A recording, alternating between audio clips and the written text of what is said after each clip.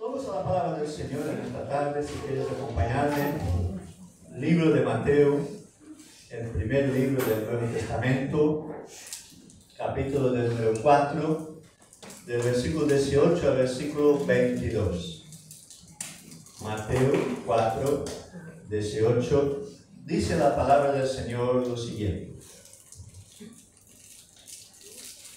Andando Jesús junto al mar de Galilea, vio a dos hermanos, Simón, llamado Pedro, y Andrés, su hermano, que echaban la red en el mar, porque eran pescadores. Él les dijo: venid en pos de mí, y yo os haré pescadores de hombres. Ellos entonces, dejando al instante las redes, le siguieron. Pasando de allí, vio a otros dos hombres, Jacobo, hijo de Zebedeo, y Juan, su hermano, en la barca de Zebedeo, su padre, que remendaban sus redes, y los llamó. Y ellos dejando al instante la barca y a su padre, le siguieron. Oremos. Padre, gracias por tu palabra. Gracias, Señor, por el poder y la fidelidad de tu palabra. En ella, Señor, podemos descansar. En ella, Señor, podemos, Señor, confiar, porque tú eres Dios fiel y justo. Tú que conoces, Señor, cada corazón en esta tarde, Espíritu Santo. Tú que conoces cada necesidad. Ministranos según, Señor, la necesidad de cada uno y según tu propósito. Dinos, Señor, y háblanos a través de tu palabra. Y ministra nuestra alma y nuestros corazones para la gloria de tu nombre y por el poder del nombre de Jesús. Amén. Muy bien, nosotros hemos leído el capítulo 4 del libro de Mateo y aquí vemos Jesús empezando su ministerio y llamando a los primeros discípulos. Pero vamos a ir un poquito más atrás en el libro de Mateo. Vamos a ver que Jesús se presentó delante de Juan el Bautista para ser bautizado. Después de ser bautizado por Juan el Bautista, Jesucristo se fue al desierto. En el desierto estuvo 40 días y 40 noches ayunando. Después de 40 días y 40 noches ayunando, entonces vemos que Jesús es tentado, vive la tentación, y vence al diablo, al infierno y las tentaciones, gloria a Dios. Y después de eso, después de pasar el desierto, tener victoria, viene el propósito. Después del desierto y la victoria en el desierto, viene el propósito.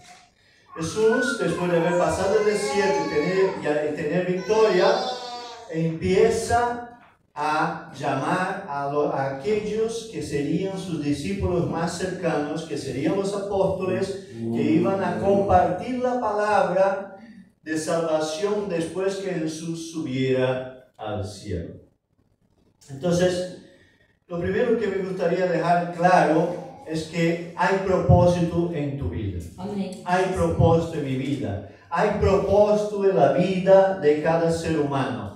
Pero el propósito de Dios solo puede encontrar uno si camina con el Señor. Porque es Dios mismo quien se encarga de revelar su propósito a tu vida y a mi vida.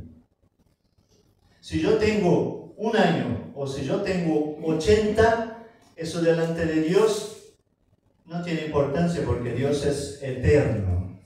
Dios no mira la vida del ser humano como miramos nosotros, porque nosotros tenemos comienzo y supuestamente fin, pero en realidad no es así, porque tenemos comienzo en el nacimiento, pero nuestra vida es eterna.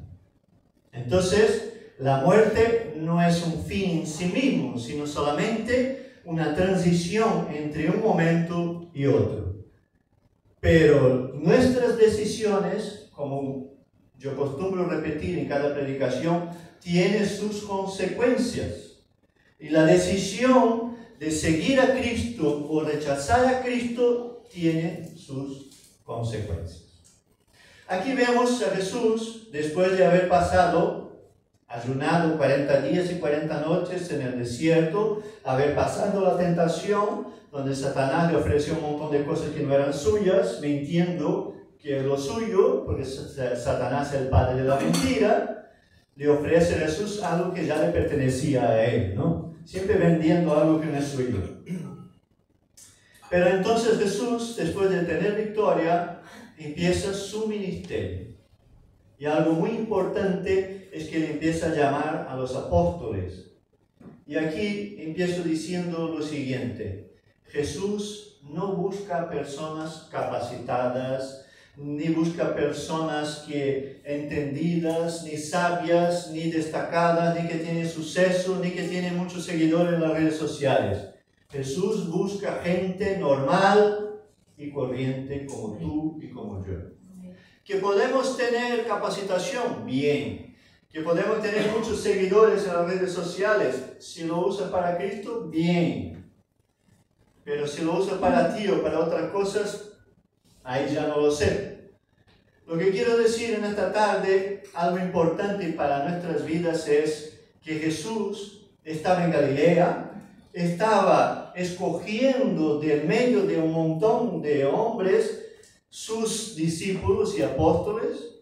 Supuestamente eran todos hombres jóvenes, con toda la vida por delante, algunos ya casados, como vemos que es el caso de Pedro, y entonces él selecciona gente, pero no según el criterio de los hombres, ni según el criterio de los religiosos de la época, ¿no?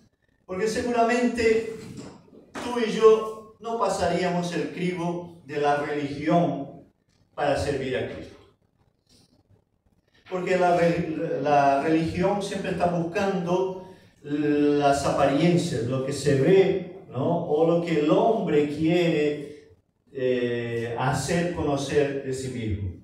Pero la Biblia dice, en el Salmo 32, versículo 8, el Señor dice lo siguiente: yo te instruiré y te mostraré el camino que debes seguir. Yo te daré consejos y velaré por ti. Es decir, ¿es necesario estudiar teología? Bueno, si tienes oportunidad, sí. ¿Es necesario capacitarse? Sí. ¿Es necesario estudiar? Sí. Todo eso va a contribuir. Pero el ministerio que no tiene unción ni intimidad con el Señor, por mucho conocimiento teológico que tenga, no va a llegar a transmitir lo que tiene que transmitir. Porque la fuente es el Señor. La fuente no son los libros. La fuente de vida es el Señor Jesucristo. Y Él mismo dijo que si yo no estoy conectado a la fuente, no puedo transmitir. Si cierras el grifo principal de tu casa, puedes ir a cualquier uno de los grifos de la casa, la ducha, la bañera, lo que sea. No hay agua. No puedes lavar, no puedes hacer nada. Tienes que estar conectado a la red principal. Si estás conectado, hay agua en tu casa. Y así es en nuestra vida espiritual. Por eso dice el Señor: yo te instruiré, yo te mostraré el camino que debes seguir, yo te daré consejo y velaré por ti. Entonces, primero que debemos de tener claro en esta tarde, Dios está buscando personas normales y corrientes para servirle. Si que somos especiales, en el momento que recibimos a Cristo, nos hacemos especiales. Aunque algunos aquí somos de la línea. No todos somos de Algeciras. Ya vamos a empezar el tema, ¿no? Pero seremos todos especiales. Si alguien ve eso por YouTube no lo va a entender, pero nosotros del campo de Gibraltar sí. Ese es el primer punto. El segundo punto que veo es que Jesús escoge a pescadores y galileos. Primero, que hay un momento en que Jesús está hablando con los sabios de la época y ellos dicen lo siguiente: puede venir algo bueno de Galilea. Y ahí ellos mismos se están contradiciendo, porque Jonás fue profeta y Jonás era galileo. Entonces, ¿puede venir algo bueno de Galilea? Sí. En este caso, los apóstoles, los discípulos y el propio Jesucristo. Y es decir, ellos eran pescadores, gente sencilla, gente a lo mejor sin estudio, pero gente que iba a ser capacitada por el Espíritu Santo del Señor. Si tú y yo confiamos que nuestra vida está capacitada por el Espíritu Santo del Señor, y que claro, yo tengo que buscar, yo tengo que leer la palabra, yo tengo que orar y tengo que vivir en la presencia del Señor. Pero no, si estamos capacitados por el Señor, nosotros podemos hacer grandes cosas. De hecho, Jesús dijo lo siguiente: vosotros vais a hacer cosas más grandes que las que hice yo. Vosotros podéis ir más allá, porque Él está con nosotros. Entonces, ¿cuál es el problema muchas veces de que no hacemos o no alcanzamos lo que Dios tiene para nuestras vidas? Porque muchas veces los topes no nos pone el vecino, los topes no nos ponen los compañeros de trabajo, los topes no nos ponen los familiares, incluso no nos pone el enemigo los topes. ¿Sabe quién pone los topes? Dile al que está a tu lado: yo mismo. Algunos no están muy convencidos de que uno mismo ponga los topes. Pero cuando Dios me dice que yo puedo hacer cosas grandes y yo no las voy a hacer, yo estoy poniendo tope, porque yo estoy mirando hacia adentro de mí mismo, hacia adentro de mis capacidades, hacia adentro de mis limitaciones. Y cuando yo hago eso, yo no puedo llegar, porque yo tengo que mirar hacia el cielo y ver al Dios a quien yo sirvo y en quien he creído. Porque los límites en nuestras vidas los establece el Señor. Un servidor que no es nadie ni nada, hace muchos años, casi 30 ya, estando nosotros en Brasil, Dios nos dijo que nos iba a llevar muy lejos para predicar su evangelio. Y yo, en mis limitaciones, cuando miraba hacia adentro, yo decía: Señor, si en mí no hay nada, ¿qué es lo que vas a hacer con Catarina, que es como dicen los que son de mi provincia en Brasil? ¿Qué vas a hacer con Catarina? Y 30 años después, puedo yo ser agradecido porque Dios me ayudó a vencer mis propias limitaciones y mis topes que yo había puesto. Entonces, dice 1 Samuel 16:7, y eso es algo que debemos de tenerlo presente. Pero el Señor le dijo a Samuel: no te dejes impresionar por su apariencia ni por su estatura, pues yo lo he rechazado. La gente se fija en las apariencias, pero yo me fijo en el corazón. Dios siempre obra donde hay un corazón dispuesto. Jesús estaba seleccionando gente para predicar el evangelio después que Él subiera al cielo. Pero aquí hubo gente que era cobrador de impuestos y era odiado por la nación. Hubo uno que le negó 3 veces. Hubo todo tipo de discípulos entre ellos. Y Jesús sabía las debilidades de cada uno de ellos. Jesús conocía sus puntos débiles. Jesús les conocía bien. Y estuvo con ellos caminando 3 años enseñándoles todas las cosas. Cuando Jesús llama a un hombre, a veces nosotros no tenemos ni idea de lo que va a hacer el Señor con nosotros. Pero todo lo que tienes que hacer tú y yo para que Dios cumpla su propósito en nuestras vidas es confiar en Él. Y Él nos llevará a un nuevo nivel. La confianza en el Señor es lo que nos hace seguir adelante. ¿A qué sí? Si yo dejo de confiar en el Señor, se apoderará de mí el miedo, las paranoias, los pensamientos, y ya no estaré viviendo yo con el Señor, para el Señor y en el Señor. Estaré viviendo yo mi propia vida. La confianza es una de las traducciones de la palabra griega usada en el Nuevo Testamento también para fe. Entonces, yo tengo que confiar en el Señor. Y una de las cosas que veo aquí clara en el llamado de Jesús para estos hombres que eran pescadores, Jesús se acerca a ellos. Vamos a hacer lo siguiente. Voy a usar el ejemplo de Marco que trabaja pintando. Imagínate tú, Marco, pintando una casa y delante de la casa donde tú estás pasa un hombre y te dice: sígueme que te voy a hacer pescador de hombres. ¿Tú seguirías a este hombre? ¿Dejarías a tu trabajo? Al instante, dice la palabra, irías detrás de él. Yo no fui, porque a mí me hablaron de Jesús una vez, 2 veces, 3 veces, a lo mejor después de 20 veces que me hablaron de Jesús, yo le seguí, y debajo de mucha desesperación. Pero dices que esos hombres confiaron en Jesús y le siguieron y lo dejaron todo al instante. Y la única promesa que hizo Jesús para ellos fue: yo te voy a dar un coche nuevo, una casa nueva, un buen sueldo y la vida garantizada. ¿Fue eso que dijo Jesús? No. Dijo simplemente: haré de vosotros pescador de hombres. Que en este momento ellos no tenían ni idea de lo que iba a hacer. Pero ellos decidieron confiar. Cuando tú decides confiar y cuando yo decido confiar, pero de todo corazón, entonces el miedo se va. Porque el miedo en la vida de un hijo de Dios es muy peligroso. Si yo confío en el Señor, yo puedo pasar por momentos de temor, pero no puedo vivir en el miedo. Porque el miedo paraliza, congela, nos deja estancados, no producimos nada. El miedo nos hace solamente huir y escondernos. Un siervo del Señor y un hijo de Dios no puede vivir gobernado por el miedo.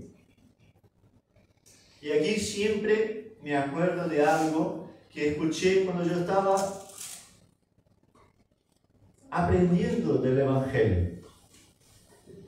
Que un día un niño estaba jugando sobre un muro muy alto, pero que se podía correr para allá y para acá.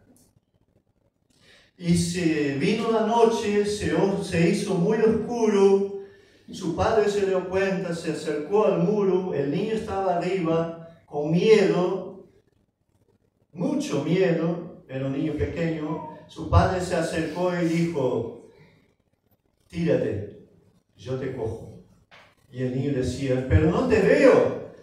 Pero escucha mi voz, yo estoy aquí, no te preocupes, yo te veo, yo te voy a coger. Y el niño, tremendamente confiado en su padre, dejó a un lado el miedo y se tiró en los brazos del padre. El padre lo cogió y lo llevó en seguridad a su hogar. De la misma manera, muchas veces en tu vida y en mi vida, Dios nos llama y lo único que nos dice es: ven, que te voy a hacer pescador de hombres. Pastor, entonces voy a ser misionero, voy a ser pastor, voy a salir por el mundo. No necesariamente.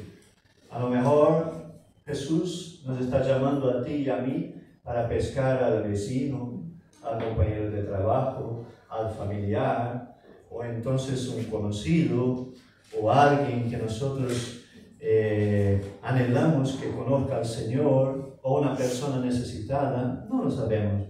Lo importante es saber que Jesús nos está llamando para ser pescadores de hombres.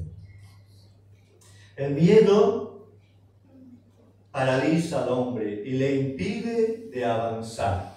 Por eso en esta tarde quiero decirte: echa fuera todo miedo en el poder del nombre de Jesucristo.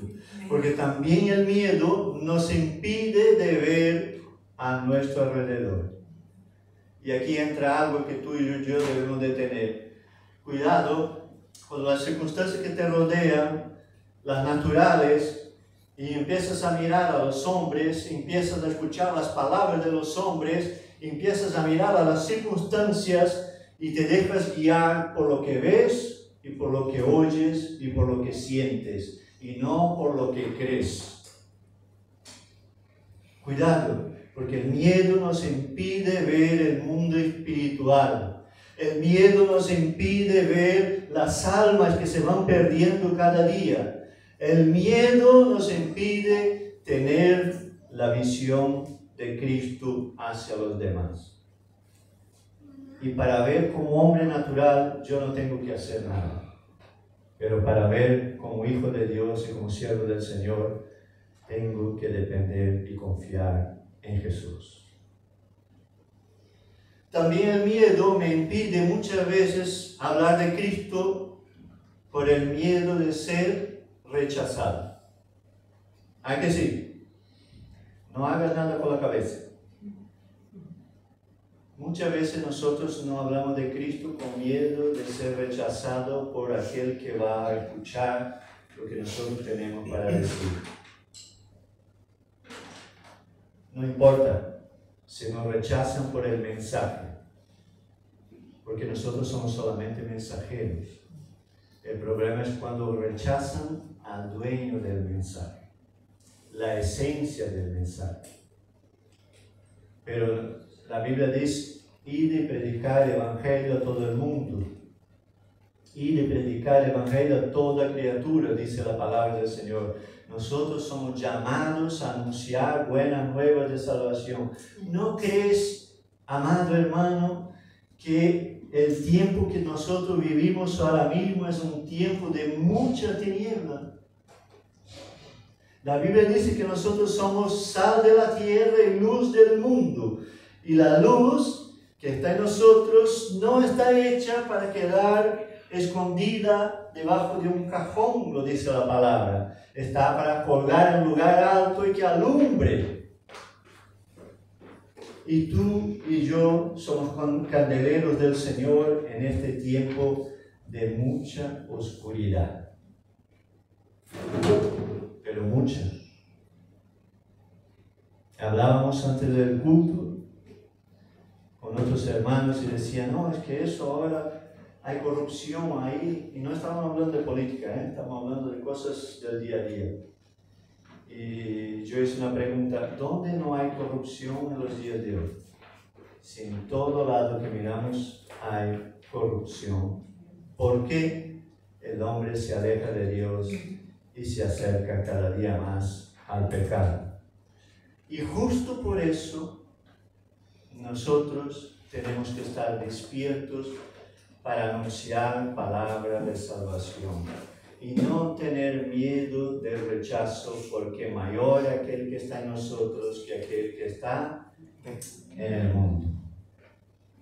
La obediencia tiene un precio, ¿verdad? ¿Sí o no? Sí. Cuando hablo de obediencia, siempre mis recuerdos me llevan a cuando yo era niño.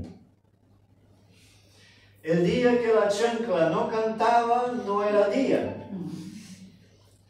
Porque nosotros, yo con mi hermano, que tengo solamente un hermano, solamente dos, mi madre nos cuidaba, pero nosotros insistíamos en no hacerle caso. Eso nunca pasó a vosotros que sois madres, ¿no? Nunca les pasó a los padres, de que el niño no hace lo que uno quiere, sino lo que le da la gana. Bueno, quien me ve aquí a lo mejor muy tranquilito, muy despacio, cree que cuando yo era niño ya era muy buenecito, ¿no? Pero no era así. Todos los días mi madre tenía que corregir por mi desobediencia, porque la desobediencia tiene sus consecuencias. Ahora, si obedecíamos, yo me acuerdo que la madre de mi madre, mi abuela, en Brasil, cuando yo era niño, era costumbre ir al supermercado a hacer una compra para todo el mes, ¿no? Que creo que algunos todavía tienen esta costumbre, y guardarla. Y en este día que nuestra abuela iba al supermercado, ella traía una bolsita llena de caramelos muy sencillos. Y nosotros en este día hacíamos todo lo que ella quería por ganar el caramelo que ella tenía. Son ejemplos muy sencillos entre la desobediencia y la obediencia. Pero la obediencia a la palabra de Dios nos trae bendición. Dile al hermano que tienes a tu lado, la obediencia trae la bendición.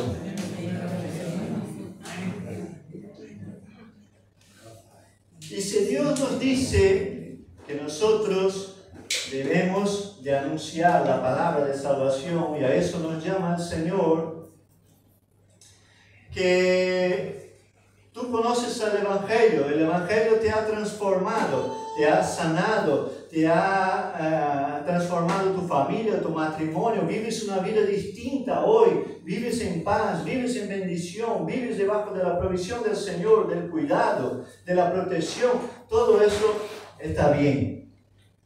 Pero la vida con Dios no es solo disfrutar la bendición, la vida con Dios es obedecer lo que el Señor nos dice. Y vuelvo a lo que dice el texto que nosotros hemos leído. Al instante estos hombres siguieron a Jesús.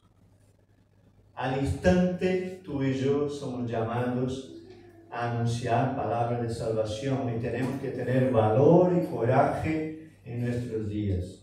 Y quiero decirte una cosa, hermano. No hace falta meterse en temas complicados. No hace falta meterse en berenjenales. No hace falta meterse en discusiones. No hace falta querer convencer a alguien de la palabra, porque eso no es tu papel ni el mío, es del Espíritu Santo del Señor. La Biblia dice que tú y yo tenemos que anunciar, que predicar, de hablar de Jesús. A veces, no sé si ya te pasó eso, pero a veces tú hablas de cosas normales y corrientes de tu vida con Cristo a una persona que no conoce a Cristo, y la persona se queda completamente sorprendida por el hecho de que tú digas que tú vives así. ¿Ya te pasó eso? ¿Sabe por qué? Porque nosotros vivimos en lo sobrenatural y lo damos como natural. Pero es que lo sobrenatural de Dios en nuestras vidas que vivimos a diario necesitan las personas que están a nuestro alrededor. ¿Que todos los que están a nuestro alrededor lo van a recibir? Pues no. Pero unos cuantos sí. ¿Tú sabes cuáles van a recibir y cuáles no? ¿Lo saben? Pues yo no lo sé. Por eso dice la palabra del Señor lo siguiente. Segunda de Timoteo 4:2. Cuando Pablo escribe a su discípulo Timoteo, en la segunda carta, en el capítulo 4, versículo 2, él da un consejo a Timoteo diciendo lo siguiente: que prediques la palabra, que inste a tiempo y fuera de tiempo, redarguye, reprende, exhorta con paciencia y doctrina. Algo importante en este versículo es el tiempo. Significa a tiempo y fuera de tiempo. Pero aquí hay que puntualizar algo. Nosotros debemos de predicar el Evangelio en cualquiera que sea la oportunidad que Dios nos da, pero no a lo loco. ¿A qué sí? Me explico. Si tú vas en el autobús con alguien que tú no conoces, estás sentado ahí y el Espíritu Santo empieza a decirte: háblale, háblale, háblale, háblale, dale un tratado, dile que el Señor te bendiga. Si el Espíritu Santo empieza a hablar, y a lo mejor tú vas a ver a esta persona una única vez, y puede que sea la única oportunidad de esta persona, hazlo. Pero no es lo mismo con una persona que está contigo todos los días y que vive contigo y que a lo mejor está dentro de tu casa o está dentro de tu trabajo, o que tú ves cada día tu vecino, o donde tú vas a trabajar ves a esa persona cada día. Porque a esta persona tú no puedes predicar el Evangelio a lo loco. Tienes que dar testimonio. Muchas veces vamos a hablar más con nuestra testimonio que con nuestras palabras, o mejor diciendo, mi testimonio tiene que acompañar mis palabras. Porque si yo predico y hablo, pero después esta persona me ve a mí haciendo las cosas contrarias a lo que yo digo, yo estoy echando por tierra mi propia predicación. Yo ya he vivido de dar testimonio a una persona con mi comportamiento y la persona venir a preguntar de mi vida por mi comportamiento. Y entonces poder hablar palabras de salvación. Y aquí quiero dejar una frase relacionada a eso que estoy hablando, de un libro que yo he leído. Esta frase no es mía, es de un libro que yo he leído, que dice lo siguiente: primero hay que construir el puente antes de cruzar el río. ¿De qué estás hablando, pastor? De que muchas veces en situaciones muy específicas de convivio diario, semanal, lo que nosotros tenemos que hacer primero es construir un puente de comunicación con esta persona. Ser alguien cercano que se vea en nuestra vida algo diferente. El amor de Cristo, la presencia del Señor. Y a veces, hermanos, yo voy a decir una cosa. A veces Dios nos va a llamar, y aquí doy un testimonio. Tenemos nosotros un sobrino que Olga un día está lavando los platos ahí, y nosotros sabíamos de la situación de este sobrino nuestro. En realidad él está casado con una sobrina de Olga, y el Espíritu Santo le habla a Olga este día por la mañana que está lavando los platos y le dice: este chico necesita de un abrazo, dale un abrazo. Cuando yo llego a casa, al final del día del trabajo, se me acerca Olga y dice: hoy va a venir aquí el sobrino con su esposa, ellos quieren hablar con nosotros y tú le vas a dar a él un abrazo. Y yo le dije: pero el Espíritu Santo habló contigo, no conmigo. Y claro, me dice ella: pero tú eres el hombre. Ellos vienen, entran a nuestra casa, se sientan, nosotros tenemos una conversación. En este momento ellos sabían que nosotros éramos creyentes, estaban pasando un mal momento, estaban pasando cosas muy difíciles en la familia. Y después de hablar con ellos, yo le digo al chico: levántate. Y yo le digo: ¿tú me permites darte un abrazo? Y yo le doy un abrazo. Le abrazo fuerte y le digo: este abrazo es de parte de Dios para tu vida. En el momento que yo termino de hablar, el chico se deshace en llanto y llora. Y a partir de este momento yo pude orar, ministrar. Ellos se entregan a Cristo, se convierten y hoy son pastores y sirven a Dios Todopoderoso para la gloria del Señor Jesús, con un sencillo abrazo. Por eso aquí, el domingo pasado, nosotros hemos ejercitado el abrazo. Es muy importante, pero no hace falta que diga el pastor que tú abraces a la hermana. Abraza voluntariamente, porque es bueno que lo hagamos. ¿Y qué quiero decir con eso? Que a veces nosotros primero tenemos que construir un puente hacia la persona. Tenemos que estar. A veces tenemos amigos, gente de toda la vida, que nosotros ya le hemos hablado del Evangelio. No seamos los pesados que cada vez que nos ven estamos hablando, no, de la Biblia, que tienes que ir a la iglesia, te vas al infierno. No, sea el amigo cercano que esta persona necesita y que cuando tenga un problema sabe: yo puedo ir a hablar con fulanito porque me va a dar buenos consejos. Y tú entonces le hablas de la palabra del Señor. Seamos el amigo cercano que la gente necesita. Vivimos en tiempos de comunicaciones, de redes sociales, pero somos la generación donde más hay gente sola en el mundo, porque cada uno va a lo suyo. Entonces seamos nosotros la gente cercana y amiga que el prójimo necesita. Sea un amigo fiel todo el tiempo. Ah, no, si vas a la iglesia soy tu amigo, si no vas a la iglesia no quiero saber nada de ti. ¿Dónde está eso escrito en el Nuevo Testamento, en el testimonio de Jesús? En ningún lado. Dice Jesús: ama a tu prójimo como a ti mismo. Entonces, seamos estas personas que reflejan a Cristo, a donde vayamos. A veces, ¿sabe cuál es el reflejo que ve en nosotros? Muchas veces yo sé, y uno sabe, cuando lo que ven los demás en nosotros no es a Cristo, sino al brasileño alto, delgado y muchas veces cabezota.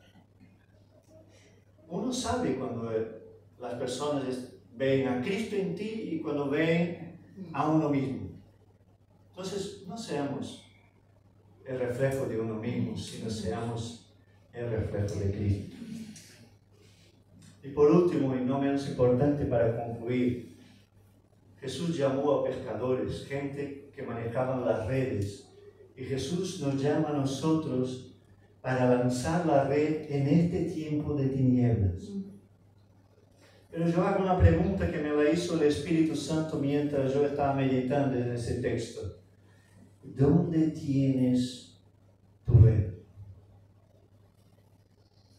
¿Está lanzada en el agua? ¿Está en el mar? ¿O está guardada en un cajón cogiendo polvo porque mi miedo no me permite usarla?